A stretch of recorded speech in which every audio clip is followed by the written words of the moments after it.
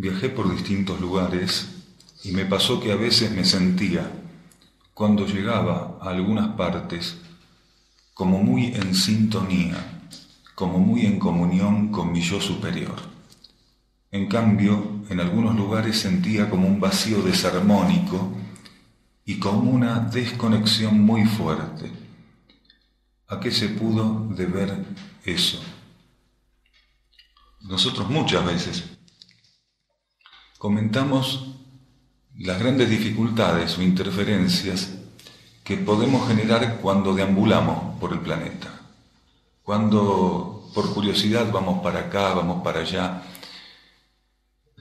El turismo es una de las grandes energías o actividades que la humanidad tiene para dispersar, disipar y mal utilizar energía. Porque no obedece generalmente, no sabemos qué porcentaje, vamos a dar una cifra simbólica. El 95% de los movimientos que las personas desenvuelven en el planeta son inútiles. No obedecen a la planificación del plan evolutivo que tiene que existir, no obedecen a la voluntad interna, no son provechosas, sirven para disipar energías de todo tipo e índole, energías materiales, psíquicas, físicas, espirituales también, porque muchos estímulos que las personas reciben y ciertos voltajes de amparo interno terminan siendo utilizados para movimientos que en realidad no se revierten en términos evolutivos, movimientos que no ofrecen salida evolutiva. Aquí la persona dice, en algunos lugares se sentía como en conexión, como en armonía, en comunión, y en otros lugares desconectada, un vacío inarmónico. ¿Y por qué puede ser que ocurra eso? Porque, de algún modo, nadie está genuinamente, hablando genuinamente del término estar, nadie está en un lugar si su conciencia interna no está amparando que él esté ahí. Una persona puede estar psicofísicamente en París, puede estar psicofísicamente en Colombia, psicofísicamente aquí en Quebrada de Luna, pero si su alma no tenía ese destino como propósito, él no está en ese lugar. Él simplemente está transitando una coyuntura de fricción dentro de lo que las leyes materiales le ofrecen, pero en términos superiores, él no está en ese lugar, porque estar significa, en términos internos y más profundos, conciencia de qué estamos haciendo y para qué estamos en un ámbito. Y cuando un ser no está en un ámbito respondiendo a su voluntad interna, él no está en ese lugar. Él solamente disipó una energía psicofísica, la desconectó en términos de coordenada interior de donde le correspondía estar. Esto se debería definir, nuestra estadía, nuestra presencia en un lugar, se debería definir por sintonía interior. Donde mi conciencia interna me indicara que yo debiera estar, ahí tengo que estar. Porque si mi conciencia interna está sintonizando una necesidad puntual de que yo esté en Venezuela y yo estoy en España, no sé qué está haciendo en España mi conciencia psicofísica, pero en realidad está viviendo toda una ilusión, toda una distorsión, todo un desperdicio de energías enorme, porque nada de lo que haga ahí en España, si tenía que estar en Venezuela, va a ser realmente en términos internos, evolutivos, de superiores provechoso. Lo único que va a estar haciendo ahí, esa parte psicofísica del ser, es enredarse en cuestiones kármicas, confirmar enredos kármicos, generar enredos kármicos. ¿Por qué le está confirmando de ese modo? Que todavía está dispuesto a realizar con cierta incisividad experiencias externas, experiencias que derivan del capricho, los requerimientos de la personalidad. Y quienes están despiertos internamente, quienes están ya en condiciones, por lo menos potenciales, de servir al plan evolutivo, deben estar en condiciones también de renunciar a la búsqueda compulsiva, incluso muchas veces, de experiencias externas, y abrirse a ser guiados para que su vida esté signada por la búsqueda y la concreción de experiencias interiores, estimuladas por su conciencia interna. La persona acá pone yo superior, alma, yo superior, espíritu, mónada, partícula divina. El punto es que si estoy abierto a los estímulos internos y me dispongo a obedecerlos inclaudicablemente, entonces cerré esta etapa tan limitada de participación y cooperación con la vida planetaria y me abro a ser guiado exclusivamente a la concreción y lo que derive de eso, de experiencias interiores. Acción de servicio. Una persona que estuviera haciendo una transición entre las experiencias externas y las experiencias interiores, no sería nada raro que algunos días y en algunos lugares sintiera sintonía, alineación, comunión, que él está donde la energía le está abriendo la puerta diciendo que tiene que estar, y luego al mes, a los 15 días, esté en otro lado y se sienta desolado, desconectado y no sabe qué hace ahí.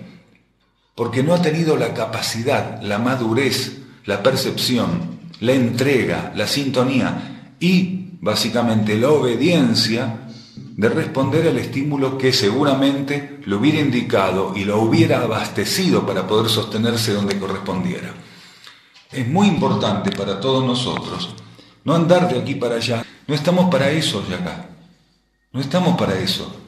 Aquí a lo que tenemos que aspirar es a estar donde la propia esencia interior, presente en cada uno, nos esté señalando y abriendo camino. Uno tiene que estar ahí si tiene que estar solamente. Entonces hay que estar muy atento. Uno puede ir al área más potente en términos de energía del planeta, a un área donde una disponibilidad energética de corte superlativo esté ahí fluyendo. Y sin embargo, si no corresponde porque no hay un estímulo y amparo interior, es lo mismo que él estuviera en el medio de Chicago, de Nueva York o de Buenos Aires, en el medio del tráfico congestionado y con la autopista tapada. Va a sentir lo mismo. Hay que estar muy atentos para estar donde hay que estar. No solo hacer lo que hay que hacer. Eso implica mucho más que el discurso de resolver supuestamente bajo sintonía interior las situaciones en el momento y en el perímetro donde nos encontramos. Es muy importante aprender a desplazarnos sobre la superficie planetaria en sintonía con la energía que abre camino a las partículas para que estén donde tienen que estar, asistiendo lo que tienen que asistir. Acá nos preguntan si la jerarquía Ashtar Ashgeran es la encargada de las leyes de transmutación planetaria. Puede interpretarse de ese modo porque está señalado en libros inspirados internamente que esta jerarquía es la encargada de colaborar principalmente con las transmutaciones monádicas, con las mudanzas de mónadas de los individuos que ya están pasando por ese trance aquí en el planeta. Individuos que, bajo ley de servicio, bajo ley de correspondencia, están pasando por transmutaciones monádicas. La jerarquía Ashtar Ashgeran es la encargada de representar, bajo términos ceremoniales, podríamos decir sacerdotales, todo el proceso que implica que una mónada tome vehículos para servir a través de ellos en este nivel y otra mónada ofrezca esos vehículos para ese servicio. Es la encargada, junto con otra cantidad de entidades, jerarquías, huestes débicas que convergen en ese movimiento, convergen en esa ceremonia de transmutación monádica. Pero existen jerarquías también que trabajan con los distintos aspectos de la transmutación como energía, como ley, como actividad, como necesidad planetaria. Existen jerarquías que trabajan con los fuegos que luego ingresan a ciertos campos de existencia para alimentar los procesos de transmutación, no monádica, de transmutación en general, porque todo proceso transmutatorio necesita de la acción, de la actividad, de ciertos dosajes de fuego, de voltaje de fuego, tanto eléctrico como fuego cósmico, que son los únicos fuegos que pueden neutralizar la presencia, actividad y resultante del fuego frecativo en estos niveles para que un proceso de transmutación de energía de elevación de un voltaje de energía pudiera darse. Hay jerarquías que trabajan con los fuegos, son elementos de la vida cósmica que acompañan el proceso que los fuegos realizan en ciertos niveles. Otras trabajan con la materia de un nivel de conciencia, directamente trabajan con la materia que va a ser procesada, transmutada, con la materia que va a elevar su voltaje. Y otras jerarquías trabajan con los elementos, con las partículas, con los seres que forman parte de un nivel de conciencia. Están las jerarquías que trabajan con fuegos, otras que trabajan con la materia misma que va a ser transmutada en campos generales de la vida planetaria, y otras jerarquías que trabajan directamente con las partículas en evolución, colaborando con su transmutación. Cada una de estas jerarquías, que forman parte de distintas líneas evolutivas cósmicas, porque aquí también estamos hablando de jerarquías débicas, de grandes devas que asisten a este proceso, todas y cada una de estas jerarquías trabajando mancomunadamente, convergiendo sobre un campo de vida, como en este caso podría ser un campo de vida planetario, procesan, generan las condiciones para la elevación del patrón vibratorio de ese campo, y así el proceso evolutivo pueda seguir su marcha.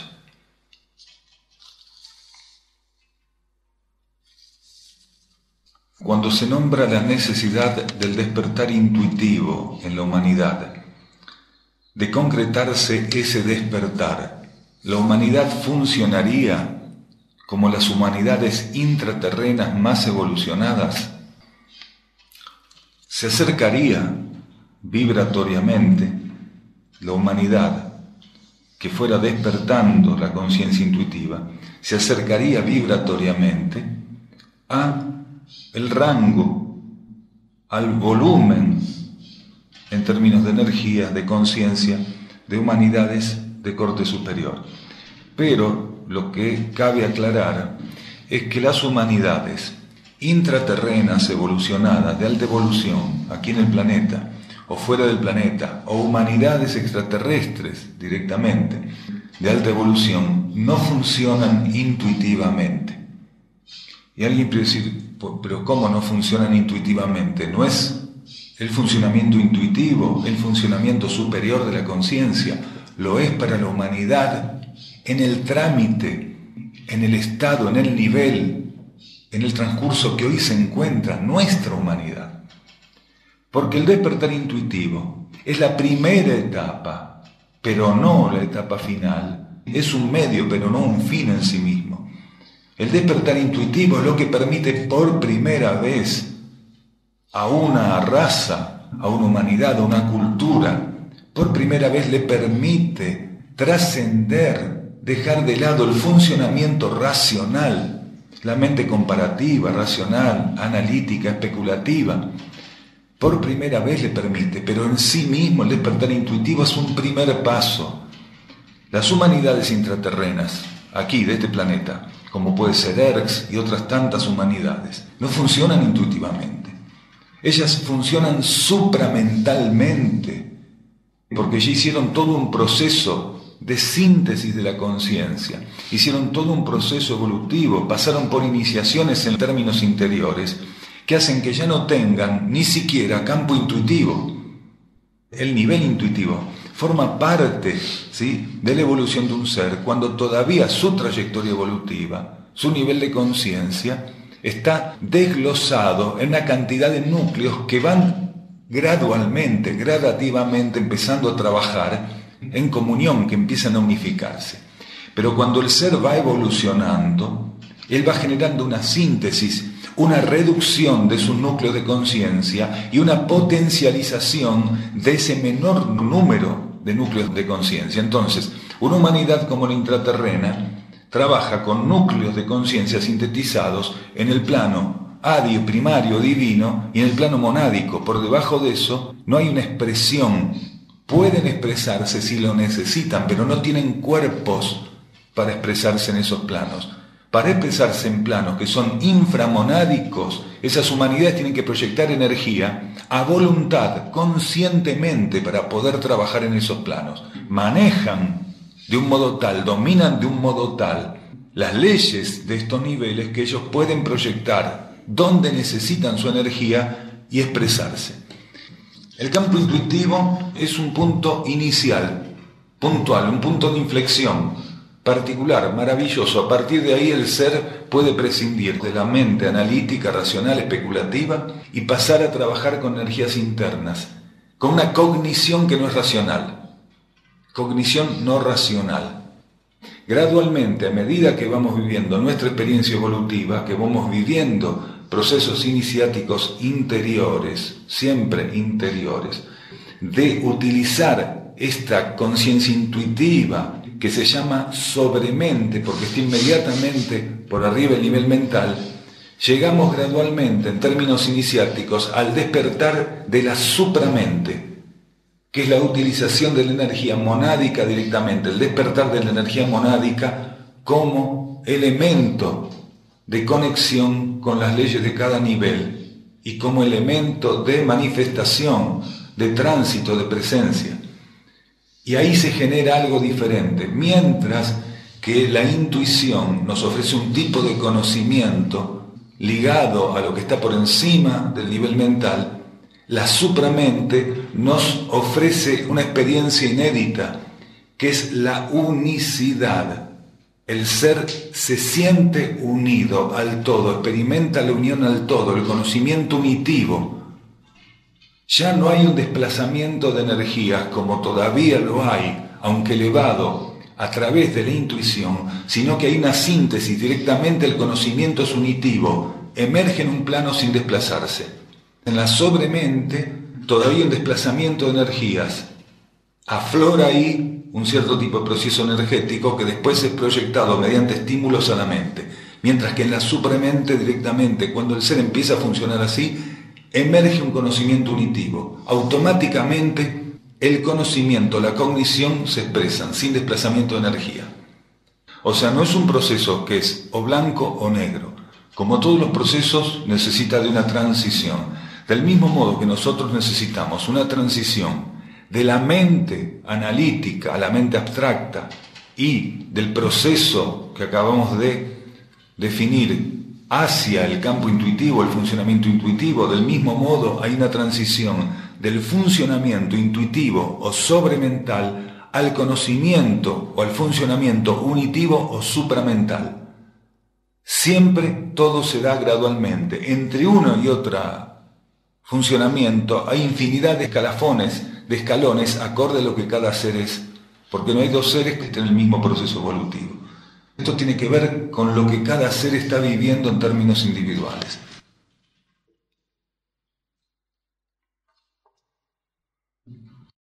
Usted dijo que para ciertas etapas evolutivas el cosmos ofrece la energía de mutación y también dijo que todos somos mutantes en la Tierra. Yo entiendo una mutación como una especie de deformación o desvío. ¿Puede explicar este tema? Una mutación se puede entender como una degeneración, un desvío, un defecto, cuando la mutación no obedece a energías o leyes interiores que son las que regulan en qué momento tiene que ser intervenido el funcionamiento natural de una partícula, de un reino, de un planeta, de un sistema solar o de un área extensa de una galaxia. Porque eso es una mutación genuina en términos internos. En términos internos, un campo de vida o lo que lo compone empieza a mutar cuando la energía dispone que el funcionamiento natural que había sido aplicado como formato de ley para un nivel de conciencia se interrumpa. Eso es una mutación. Un mutante es un ser que ve interrumpida su expresión natural. Si un científico manipula genes en un laboratorio, genera una mutación. Esa mutación está agrediendo el proceso evolutivo de la partícula y por elevación del reino que compone y por mayor elevación del planeta o universo planetario del que forma parte. Porque el científico no tiene en cuenta la planificación arquetípica para ese campo de vida. Mete mano, interfiere, no sabe por qué hace eso ni para qué hace eso. lo hace por compulsión, porque los científicos, con su compulsión positivista, creen que abriendo la materia, manipulándola, van a encontrar la verdad y lo superior. Y lo que hacen es sumergirse más en el universo material, sin entender cuál es la esencia que está detrás de todo eso. Pero cuando una mutación obedece a la voluntad cósmica, a la voluntad superior, entonces ahí no hay interferencia, ahí no hay desvío, ahí por el contrario hay una asistencia. En el planeta Tierra, todo el proceso natural implica distintas leyes. Algunas de las leyes que están relacionadas al proceso de la naturaleza o natural, por ejemplo, entre las leyes está la ley de inercia, que es una ley utilísima dentro de lo que es el funcionamiento natural de lo que compone un campo de vida, con sus reinos, con sus especímenes, porque esa ley de inercia asegura, con un menor costo de energías, la durabilidad, la extensión del ciclo natural. Los ciclos naturales son lentos y muy extensos, están compuestos de etapas, que a veces son mal interpretadas, como irrupción de los ciclos naturales, pero no, son necesarios, porque dentro de los ciclos naturales también tiene que haber una preservación que permita que ciertos cambios a nivel natural se vayan insertando. Esta ley de inercia sirve, es una de las subsidiarias de las leyes de la naturaleza. Si no existiera un envío en términos internos, cósmicos, de cierto tipo de estímulos que irrumpieran en el ciclo natural se extendería muchísimo. Esa energía de mutación altera, bajo un orden cósmico, altera lo que sería el funcionamiento natural, ofreciéndole a ciertas partículas que estén listas opciones evolutivas con las cuales entrar en sintonía. Una verdadera mutación forma parte siempre del material constitutivo de las transiciones energéticas y de leyes en un nivel de conciencia. Una verdadera mutación forma parte siempre de las leyes subsidiarias, forma parte del marco de las leyes subsidiarias para que ciertos ofrecimientos evolutivos puedan ser hechas a determinadas partículas que ya la vía natural de transcurso evolutivo no les sirve y ya están listas para otra cosa. Una transición como la nuestra entre la ley de karma y la ley de ciclos evolutiva superior, una mutación es ideal. Las partículas que no están listas para responder siguen todavía con el estímulo de las leyes naturales. Las que están listas gracias a esta irrupción de mutación entran en sintonía con otro ofrecimiento, salen de ese cuadrante, toman una tangente y al mismo tiempo en un mismo campo de vida tenemos partículas que ya están respondiendo a una ley que está gradualmente tomando injerencia y aquellas otras que siguen con cierto tipo de aspectos de ley con los que van a tener que seguir ensayando, no en este planeta pero sí en otros campos de vida, en otros planetas. Las mutaciones son absolutamente necesarias en términos cósmicos, absolutamente necesarias. Y todos somos mutantes aquí, en alguna medida. Los que responden a las leyes que cósmicamente hoy están generando un estímulo particular y comenzando una regencia en el planeta, como en relación a las leyes que tradicionalmente nos vinieron guiando y rigiendo hasta ahora, como la ley de karma. Todos somos mutantes, unos y otros, porque aquellos que todavía siguen el ofrecimiento natural, léase ley de karma, como los que siguen el ofrecimiento supranatural, y léase ley evolutiva superior, ven en alguna medida alterada la energía con la cual disponían y dentro de la cual hacían su transcurso en el ciclo anterior, antes de que la mutación o la transición comenzara. Aquellos que siguen el procedimiento, la línea natural, a pesar de estar en mutación, están flexibilizando sus estructuras de energía y de conciencia para seguir con algunos aspectos de la ley de karma en otros ámbitos planetarios que no van a ser los mismos aspectos kármicos que los de aquí.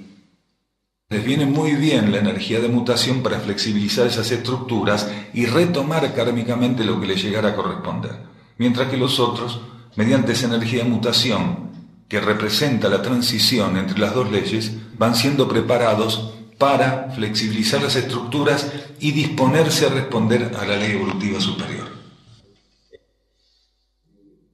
Un ser puede tener conocimiento de que está viviendo un proceso determinado, cualquiera fuera, y rechazar eso, como puede estar totalmente ajeno en términos conscientes a que está viviendo un proceso y sin embargo aceptarlo. La aceptación, la flexibilización, la permeabilización, la disponibilidad no tiene que ver, no queda supeditada a tener conciencia de lo que fuera, de lo que estuviéramos hablando, no importa si de este proceso o de cualquier otro. Hay personas que son capaces de aceptar o de vivir cambios sin detenerse un solo instante a reflexionar sobre eso que les está pasando, mientras que otros se la pasan continuamente poniendo en funcionamiento el consciente izquierdo, la mente analítica, la mente racional, la mente especulativa, y creyendo que con ese funcionamiento pueden flexibilizarse ante los cambios y no lo logran. Lo que importa es que una partícula no rechace los estímulos energéticos que recibe. Una partícula puede tener conciencia de que está siendo impactada por esos estímulos o no tenerlo. Una partícula necesita ser receptiva y la receptividad es una actitud. Y por ser una actitud no está relacionada, precisamente, no está supeditada, no está limitada por el razonamiento. Hay seres que creen que mediante el razonamiento puede instalar una actitud.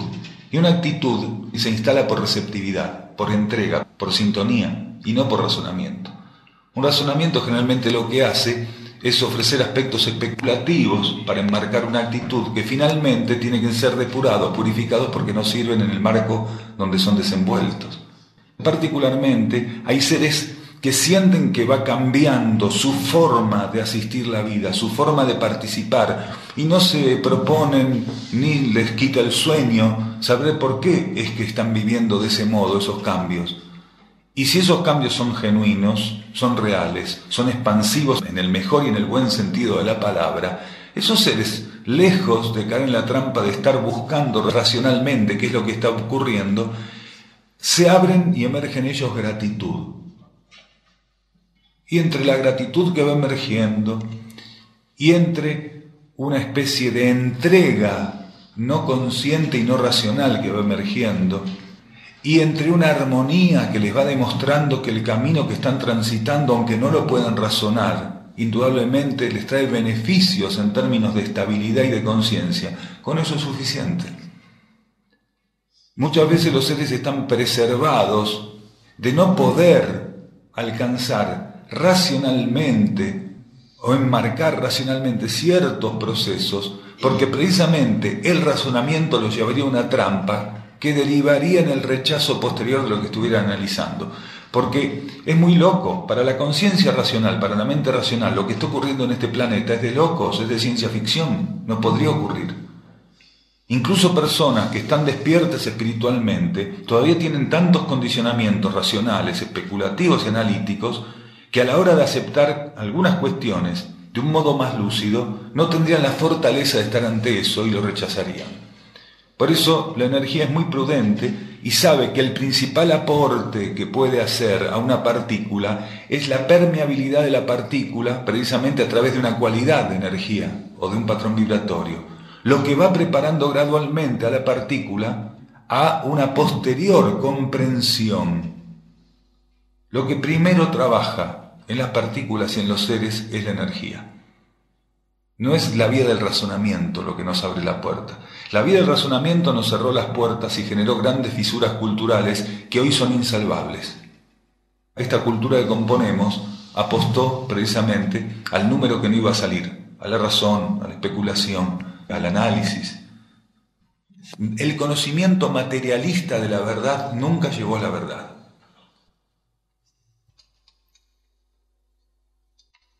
Acá nos preguntan si puede un animal estar actuando en el planeta bajo ley de servicio, o eso es algo que se logra solo en algunas etapas en el reino humano. Hoy en esta situación planetaria, más que nunca, existen especímenes de distintos reinos, pero puntualmente estamos hablando del reino animal, que brindan genuino servicio al planeta. Hay muchos animales que ya se están preparando, porque el proceso evolutivo corresponde para eso, para la individualización. Son mónadas que trabajan en almas grupo animales, pero que ya están a un paso de cruzar los portales que separan el reino animal del reino humano. Mónadas que hicieron mucho y extenso trabajo en el reino animal y ya están para empezar a vivir un principio individual, comenzar a trabajar con almas individualizadas y no con almas grupo. Grandes almas grupo, grandes entidades que agrupan, aglomeran miríadas de mónadas que, por cuestiones evolutivas, son llevadas a ligarse a esas grandes entidades para hacer sus experiencias en los reinos infrahumanos. Hay muchos animales ya que hicieron casi todo el proceso. En su propio nivel, esos animales están transitando casi un estado de santidad animal, por decirlo de algún modo. No corresponde, es solo para ejemplificar, un estado de santidad animal. Están en condiciones de expresar la energía que llega, que nutre esas almas grupo y que esas almas grupo tienen que colocar en este plano, casi con mínimas interferencias, asistiendo el actual proceso planetario. Muchos animales hoy, básicamente, ofrecen su servicio al planeta, no solo insertados en actividades humanas que ya son conocidas por todos nosotros, perros, caballos y otros animales que trabajan con la recuperación de chicos autistas, colaborando con no videntes y otras tantas áreas, sino animales que transmutan energías muy densas, animales que sirven como intermediarios y como herramientas con jerarquías que operan con energías de transmutación. Recuerdan que hace un rato hablábamos de jerarquías que directamente trabajan con la energía de transmutación con partículas en un determinado campo de vida. Muchas de estas partículas son partículas animales, especímenes del reino animal que sirven a los fines de asistencia planetaria, lo que en otros términos es ley de servicio por parte de estos reinos, de estos especímenes que están en estos reinos. Claro que lo que un ser perteneciente a un reino ofrece como ley de servicio, en términos de voltaje, sostenimiento y ceremonia, es muy diferente a lo que ofrecen partículas o seres que están en reinos superlativos. Precisamente porque cada uno asume en términos de servicio distintas instancias. Un animal no puede asumir, en la mayor parte de los casos, aspectos del servicio que solamente podrían asumir seres que ya están transitando cierto tipo de procesos iniciáticos dentro de lo que es el reino humano. Ni seres que forman parte del reino humano pueden asumir aspectos del servicio de seres que están en el reino espiritual, en el reino monádico, en el reino divino, en el reino logoico. Cada ser está en condiciones de asumir servicio dentro de lo que es el techo de su proceso evolutivo, acorde a la respuesta que haya dado.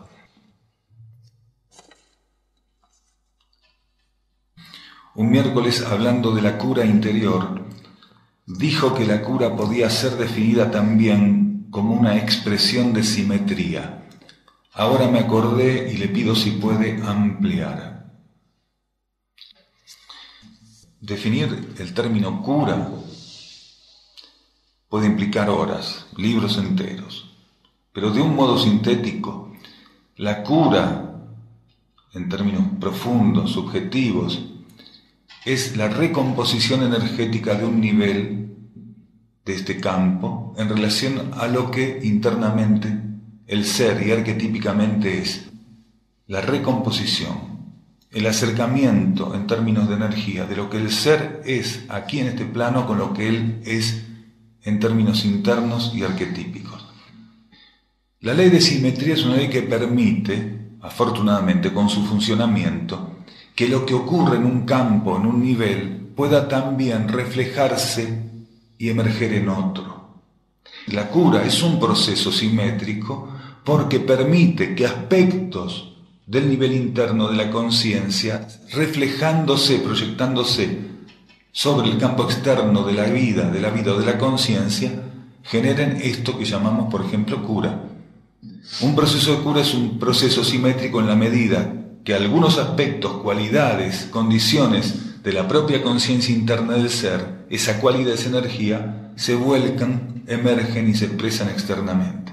El ser trasciende aquella distancia, trasciende aquella interferencia y vive un proceso de cura. En ese sentido es simétrico, hacia arriba como abajo. Este viejo refrán ocultista, esotérico, hacia arriba como abajo, hacia abajo como arriba, es precisamente una confirmación de las leyes simétricas, de la ley de simetría.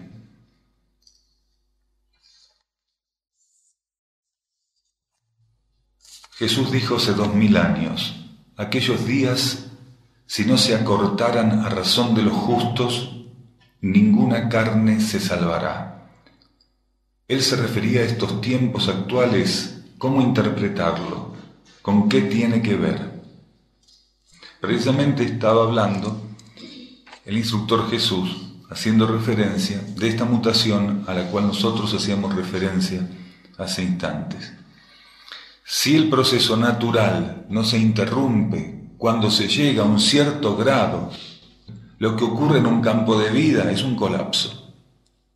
Del mismo modo que un proceso natural garantiza por su extensión todo lo que kármicamente correspondiera al desenvolvimiento evolutivo de un grupo de partículas en un conjunto de reinos, para que aquello que en términos de evolución le correspondiera, si se extendiera de más, si no se viera interrumpido, se generaría un colapso. Sobre todo en campos de energía como los de este planeta, donde las fuerzas involutivas crecieron inmensamente y, por ejemplo, la capa psíquica planetaria tiene un poder de injerencia, un poder hipnótico, un poder realmente de sumisión sobre el 90% de las personas que está encarnada en este planeta.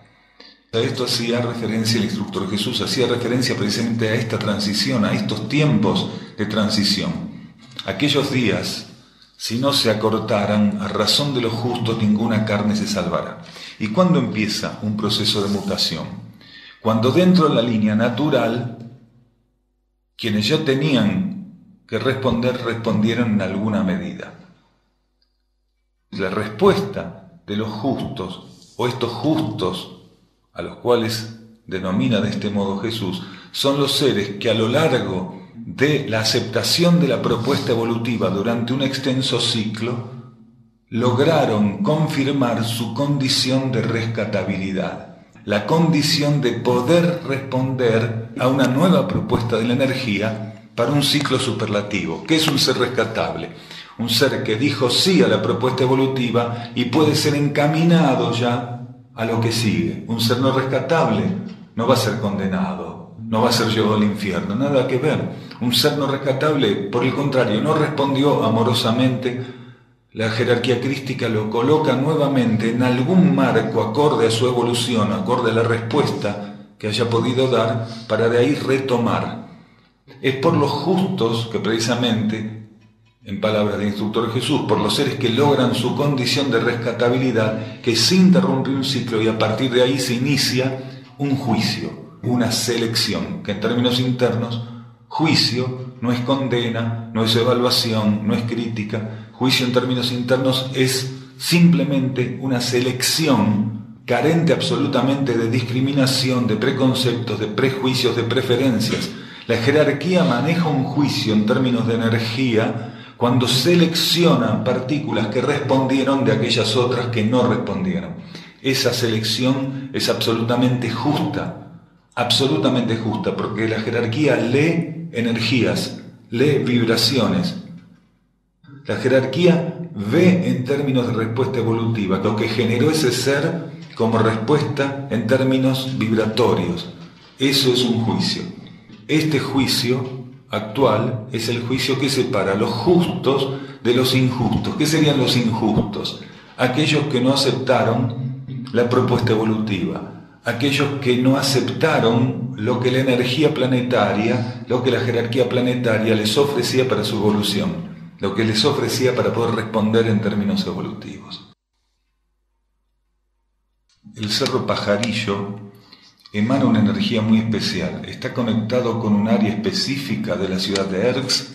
¿Qué tareas se llevan a cabo allí? Toda esta región del planeta está relacionada en términos de energía con la civilización de Erx. Particularmente, lo que ocurre con algunas montañas es que están cargadas de una energía simbólica en particular.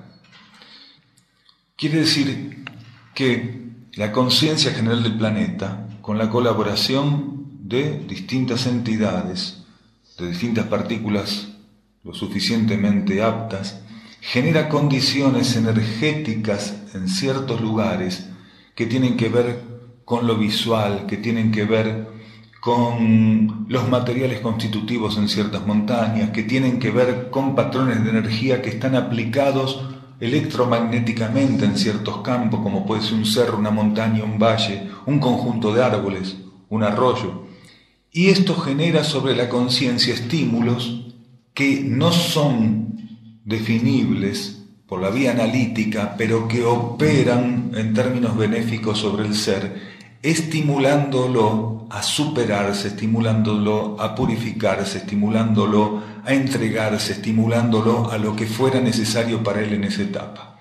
Para algunas personas es el Cerro Uritorco, para otros el Cerro Pajarillo, para otros puede ser el Calchiquín, para otros puede ser la quebrada en sí, para otros puede ser cualquier otra cosa. Lo importante es entender que más allá de la visión, esa energía es simbólica, pero simbólica no en el sentido peyorativo del término, es solo simbólica. Al contrario, en un sentido de reconocimiento profundo de lo que significa el término simbólico. Esa energía es para el ser que tiene algo que hacer con ella, el más profundo y efectivo de los lenguajes con que la energía puede hacer algo en su conciencia. Estamos tan interferidos, tan congestionados psíquicamente, que la energía simbólica es una de las manifestaciones más efectivas con que trabaja la supranaturaleza del planeta y la conciencia general del planeta y la jerarquía para estimular y conducir a la humanidad o a algunos miembros de la humanidad a su contacto con algunas fases del desenvolvimiento evolutivo o la asistencia al planeta que les correspondiera en cada etapa. Cuando una persona se sienta a mirar una montaña, que para ella tiene un poder de atracción muy particular, no sería extraño, salvo que eso fuera una fijación psíquica, que también existe, no sería extraño que ahí esté ocurriendo directamente una estimulación profunda en términos simbólicos que es trascendental, parece ser. ¿Cuánta gente dice, me senté en la montaña, me extasié, me quedé 3 horas, 4 horas, medio día, todo un día y no sabía qué me pasaba, pero estaba extasiado, estaba realmente en un nivel de sintonía, un nivel de alineación. Y cada vez que abría los ojos y miraba esa parte de la montaña, me conmocionaba, era muy fuerte para mí. Eso es lo que está ocurriendo. Y todo lo que nosotros vemos, sobre todo en ciertas áreas especiales del planeta, tiene o guarda esa condición con distintos voltajes dependiendo de quién se trate. Pero todas y cada una de estas rocas, de estos cerros, tiene esa capacidad otorgada por las leyes internas del planeta para estimular.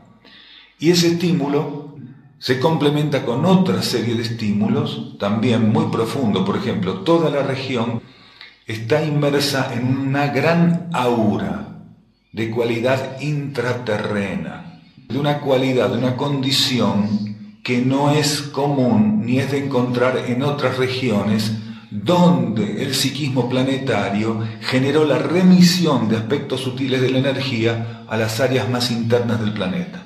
Aquí, si bien también la capa psíquica está presente, no anula, no interfiere, ni mucho menos, algunos aspectos de la energía que quienes estuvieran disponibles para sintonizar podrían tornar propios, internalizarlo, por medio de sintonía, incorporar esos patrones. El pajarillo no está específicamente ligado a una parte de ERX. El pajarillo, el uritorco fundamentalmente, forman parte de una expresión polar de la energía de ERX. Nosotros alguna vez dijimos que las montañas que circundan el valle de ERX expresan o son expresión simbólica de aspectos masculinos o positivos de la energía, en su contraparte elevada, no en su contraparte baja. Cuando hablamos de positivos y masculinos, en su contraparte elevada. Y la quebrada misma representa, simboliza la matriz, los aspectos internos, femeninos, profundos de receptividad. Entre unos y la quebrada misma, entre esos cerros, entre unos de estos elementos que son masculinos y aquellos otros que son femeninos, se genera un equilibrio polar. El ser va sintonizando, recibiendo estímulos simbólicos de distinta condición, a veces simultáneamente, a veces él es llevado, es estimulado a captar más de uno que de otro, y todos y cada uno en su momento son muy importantes. Una de las cuestiones fundamentales al estar en contacto visual o en contacto de conciencia con estos elementos es una búsqueda de neutralidad, para retirar todo lo que se pudiera de congestión psíquica a la hora de estar frente a estos elementos simbólicos. Cuanto menor congestión psíquica estemos en condiciones de ofrecer, el trabajo de interacción simbólica es más profundo, más elevado, más estable y puede dejar una secuela mayor, de mayor durabilidad por su condición. Hay personas que con un cierto tipo de periodicidad dentro de un marco periódico necesitan contactar esos elementos porque se genera una recarga simbólica. Si el ser es estimulado y él tiene certeza genuina de que ese estímulo es válido y no es una fijación personal o egoica para cíclicamente estar en contacto con algunos lugares, como puede ser el pajarillo visualmente, el uritorco, la quebrada, respondiendo a eso, él está respondiendo a algunos aspectos en términos de energía que ya están planificados para él y de los cuales no debería prescindir. Pero también está lo otro, que es que si no le corresponde al ser y tiene una compulsión, que es una fijación psíquica nada más, por estar en estos lugares, podría ser incluso, no es una regla fija, pero podría ser incluso un elemento de mayor congestión psíquica para él. Porque en estos lugares viene muchísima gente a cargar pilas, que es lo peor que puede hacer un ser. El egoísmo está tan instalado en los seres que viene a estos lugares a vampirizar. Cuando estos millares de seres vienen a estos lugares a vampirizar, destilan una carga psíquica como una sombra, simbólicamente hablando, como una nube gris, se instala en estos lugares. Quien no viene con esa intención de vampirizar y de sintonizar lo superior, esa nube psíquica gris no los afecta. Pero quienes vienen aquí por fijaciones, por cargar pilas, por ser superiores, por creer que van a contactar lo superior y ser diferentes, más elevados o sobresalir por encima de los demás, esos entran en sintonía con esa capa psíquica. Y ya sabemos o podemos imaginar cuál sería el resultado. En una misma área del planeta, entre los mismos elementos, podría haber resultantes muy diferentes dependiendo la actitud y la conciencia con la cual se hicieran las cosas. Aquí preguntan si el cerro pajarillo es especial. Todo es especial en un planeta, solo que nosotros, por inmadurez y por callosidad en términos sensorios, en términos sensitivos, hablando en términos sensitivos superiores, creemos que algunas cosas son especiales en el planeta y otras no las son. Todo el planeta es especial, porque todo forma parte de una gran conciencia cósmica que utiliza todo el planeta como su cuerpo de manifestación. Cuando algo en el planeta no es especial, es porque nosotros nos alejamos de la posibilidad de ver la esencia en eso. En todo el planeta y en todo elemento hay luz.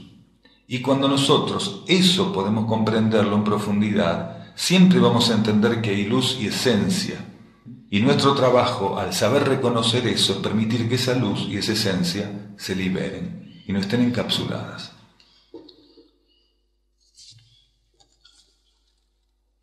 ¿Puede una persona durante el contacto visual con una nave recibir mensajes, instrucción o informaciones conscientemente? ¿Se pueden dar indiferentemente los contactos, tanto con seres extraterrestres como con los intraterrenos? Cuando un ser está en contacto con una entidad, con una nave, con una conciencia de evolución, siempre algo está ocurriendo ahí. Siempre. Dice mensajes, instrucción o informaciones. Mensajes. El estímulo puede traducirse en un mensaje o puede quedar en el campo de la conciencia como energía limpia. Eso puede, con el tiempo, traducirse en información, tomar formato mental o no tomarlo, dependiendo las necesidades del individuo, del planeta, de la humanidad.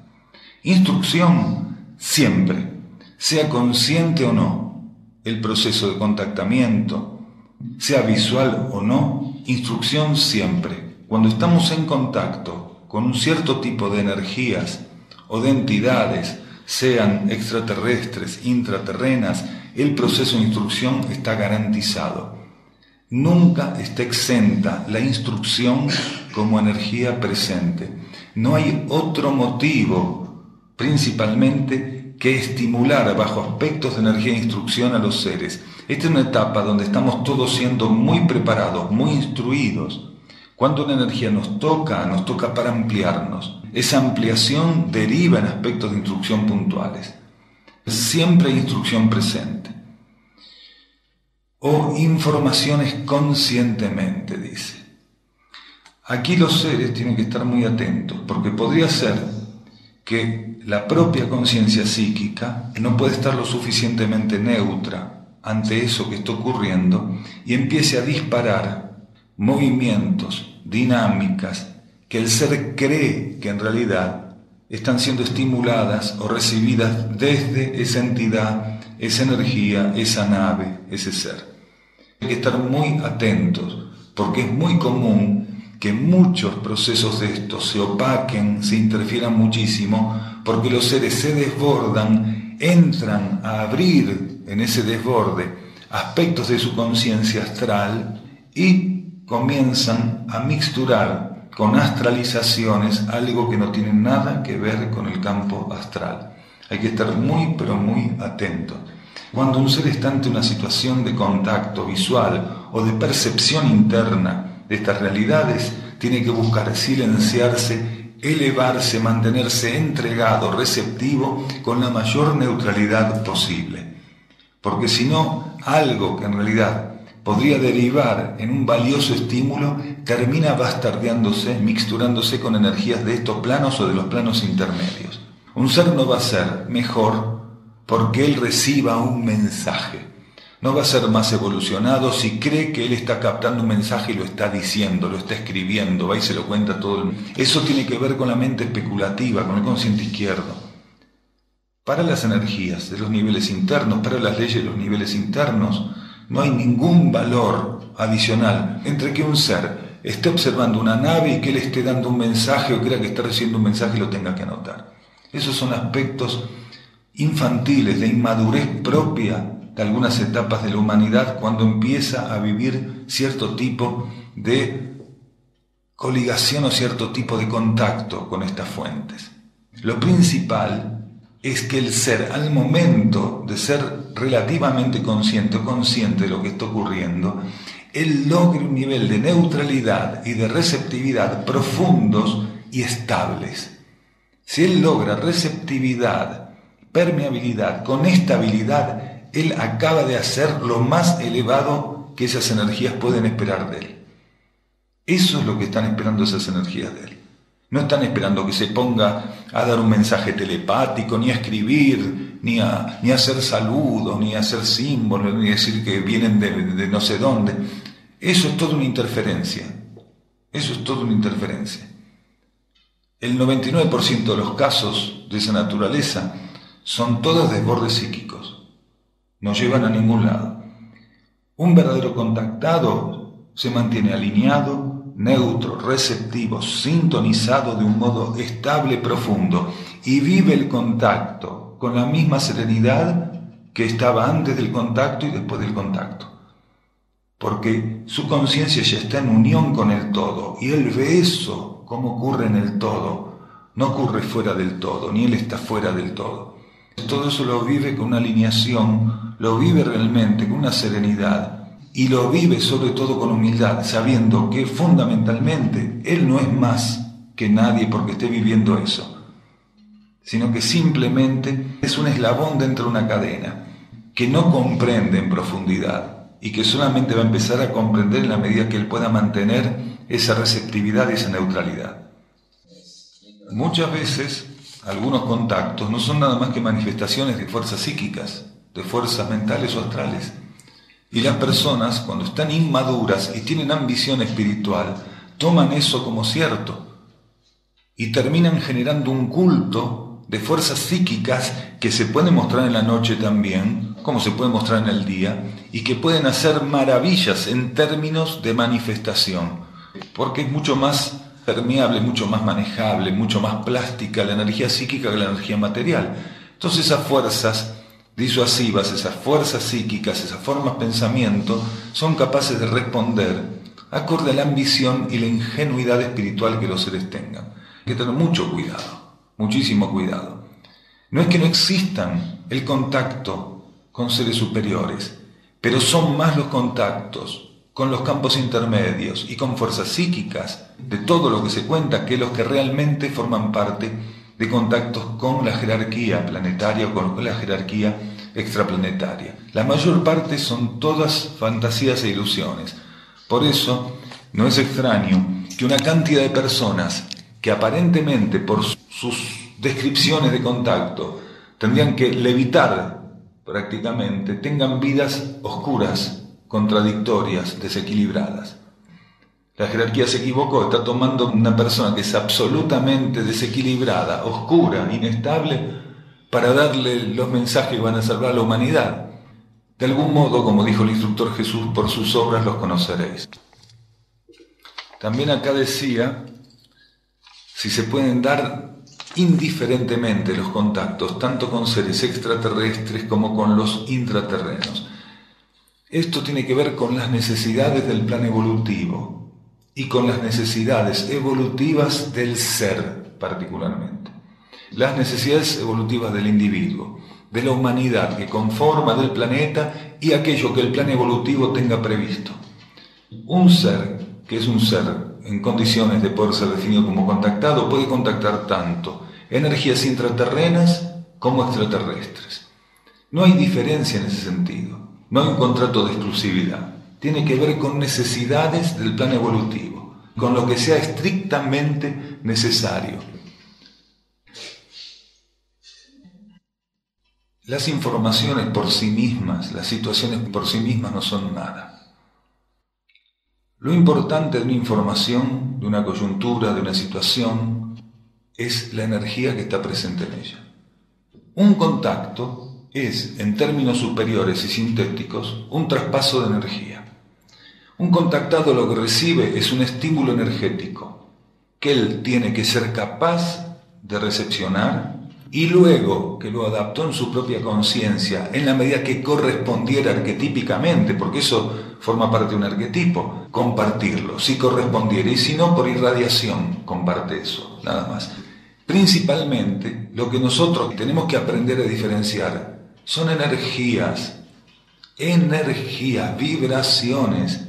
Uno puede ir a ver el mejor de los teatros montado, con el contactado estrella del momento. Y ahí está la prueba. Tengo que aprender a reconocer energías. ¿Qué energía está ahí presente? Porque no se trata de la escenografía, que hay quienes la hacen muy bien. Se trata de si estoy dispuesto a renunciar a lo sensorio, si estoy dispuesto a renunciar al despliegue escenográfico, al marco con que me presentan las cosas y neutralmente ante todo eso puedo reconocer energías, vibraciones. Y esto es lo que nosotros estamos siendo entrenados en estos tiempos. Los seres están siendo entrenados para reconocer patrones vibratorios, energías. La jerarquía dijo que a medida que este tiempo de transición vaya transcurriendo y avanzando, nada de lo que veamos aquí va a poder ser digno de crédito. ¿Qué quiere decir la jerarquía con eso? ¿Qué está advirtiendo? ¿Cuál es el principio de esa instrucción que nos está dando? Que tenemos que aprender a trascender la comprobación mediante los sentidos concretos y materiales, mediante la condición psíquica y la limitación psíquica de la interpretación. No hay forma de saber si alguien dice la verdad o miente o él mismo compra una mentira y le está ofreciendo como verdad, si no somos capaces de reconocer vibraciones, energías.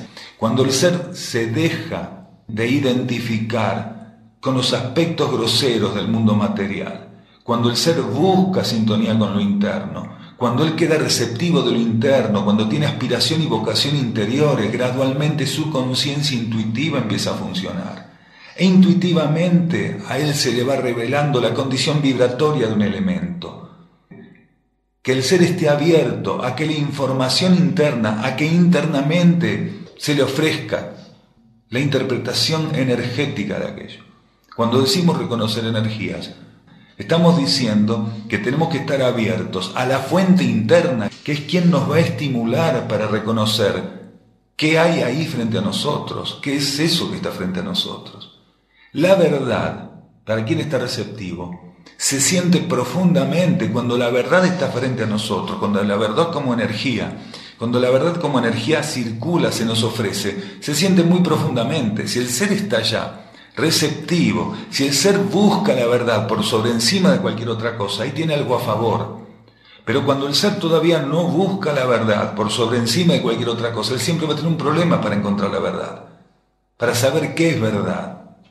¿Qué representa lo genuino para él en cada etapa? Y esto es una prueba para todos nosotros. Aquel que quiera ser engañado, va a ser engañado. Aquel que quiera ser engañado va a ser grandemente engañado. Pero aquel que busque la verdad y se abra a su esencia interna va a recibir mucha asistencia. Pero para esto tiene que haber hecho un trabajo profundo de renuncia con la identificación de un montón de juegos de fuerza que la materia, que las leyes materiales ofrecen. Hasta que el ser no dé ese paso, no puede ocurrir. Muchas gracias.